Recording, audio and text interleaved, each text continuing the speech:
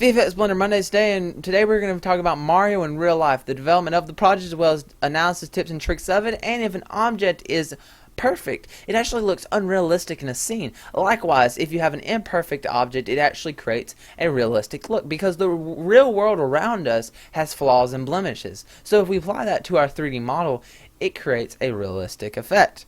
So let's get started.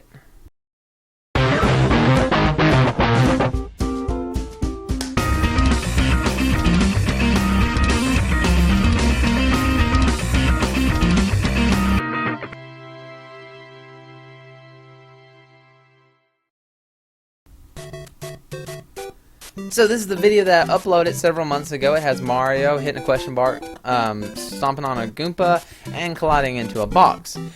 And so the video stopped at this point. And at that point, I put the video on there just to see people's feedback. But past that, the video got super jittery, and it was untrackable. So I have 3 tips for people trying to track footage. For one, you have to have proper lighting.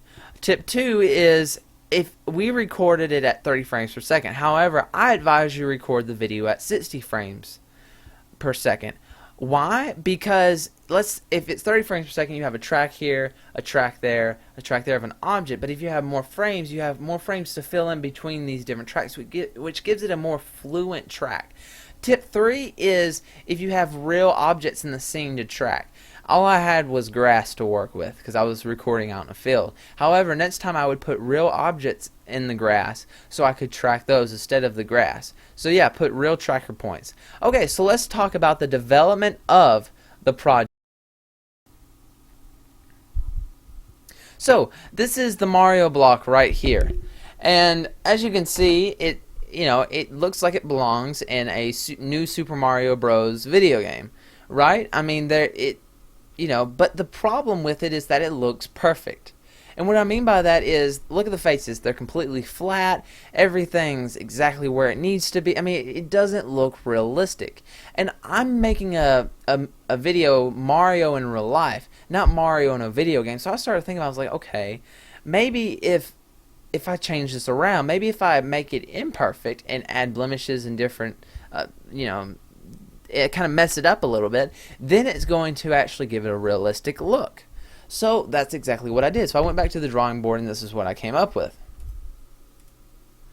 Yeah. So yeah, it looks pretty cool.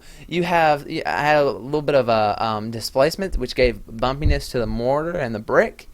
And then I added textures, randomized textures to it, and different randomized places to make it seem it wasn't exactly perfect, it wasn't consistent, it was randomized and kind of did different things all over the place. So, and it looked pretty cool.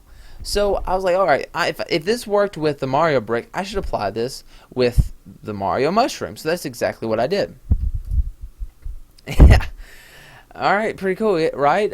You have the skin texture on the face, and then after that you have, the mushroom itself. You have the white part right here, which before was just completely white. Now it has like hints of like gray and black and then white, which has looks like a mushroom. And then on the sides you have red. You have kind of like these holes that kind of go into the mushroom a little bit.